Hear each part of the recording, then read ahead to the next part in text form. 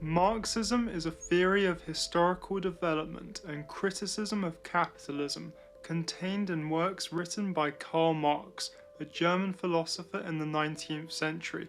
It has also been incredibly damaging, inspiring bloody totalitarian regimes in the 20th century. This video looks at why absolute certainty is typically hubris or arrogance by discussing the most hubristic creed of all.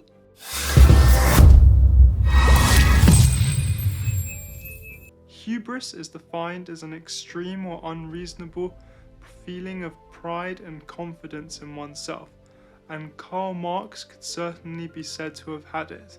Under the guise of a socio-historical commentary, he created a secular religion with supposedly unquestionable tenets. This hypocritically was the same man who denounced religion as the opium of the people. One core tenet of Marxism is dialectical materialism. This states that society inevitably and inexorably develops through stages towards propertyless communism. However, history has shown this grossly simplistic theory to be false. Let us see where Marx got the idea from.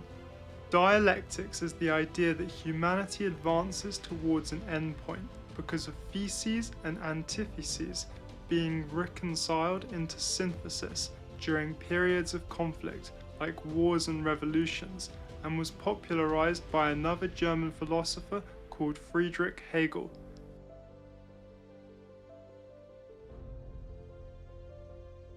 Materialism is the idea that all events happen according to natural laws acting on matter, and can be rather mechanistic.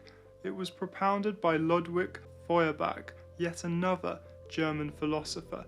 He was a non-dialectic, or metaphysical, thinker who did not believe humanity advanced from stage to stage, but was mired in stasis. Marx combined Hegelian dialectics with Feuerbachian materialism, taking away the former's idealism and the latter's metaphysics to create dialectical materialism. This theory was supremely hubristic, as it said that history must invariably progress to communism through class struggle. The complete absence of doubt, and the fact Marx regarded human history, the least predictable thing in the universe, as almost mechanistic, is redolent of arrogance. The idea that all societies always move from primitive communities to slave societies, to feudalism, to capitalism, to socialism, could be seen to be nonsense even in Marx's time. Just take England, which went from a relatively advanced Roman province back to primitive tribalism for 5 centuries. A final example which illustrates Marxism's hubris of attempting to predict the future with certainty comes from the Communist Manifesto of 1848. After 175 years, only 2 of the 10 predictions on screen have come true: progressive income tax and universal free education. If a student gets 2 out of 10 in a test, he has failed. Marx and Engels' Communist Manifesto, therefore, should surely be marked with a red F by publishers today. Marx also invented the idea of alienation of workers under capitalism. The idea is that artisans used to own their own tools, make products from start to finish, and their work was highly skilled, and because of the lack of a competitive market, more collaborative with their peers. Under capitalism, the new, larger proletariat worked the bourgeoisie's machines, did only a part of the production process in often unskilled roles, and because of a new free market they had to compete more with their peers. This alienated them from their product, the process, and each other. Marx painted capitalist development as alienation and tied this to poorer living standards. Machines replace labour and jobs diminish, while other workers turn into machines.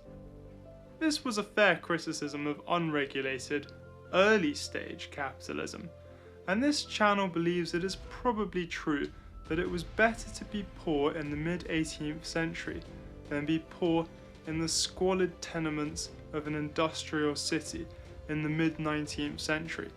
Clearly, the situation was unsustainable. However, Marx again shows hubris by not even considering that workers could reform capitalism through activism to an acceptable standard. His absolute certainty that capitalism would just worsen and worsen until the proletariat was forced into revolution has been shown to be the opposite of what happened. Worse, Marx should have been able to see this at the time based on the success of the British agricultural revolution.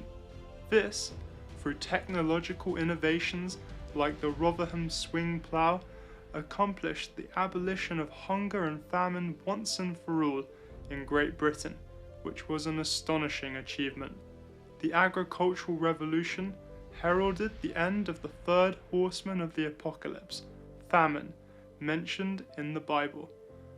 Marx's anti-technology, anti-bourgeois development starts seems to have ignored this clear contemporary historical evidence of how bourgeois-created machines could benefit the poor.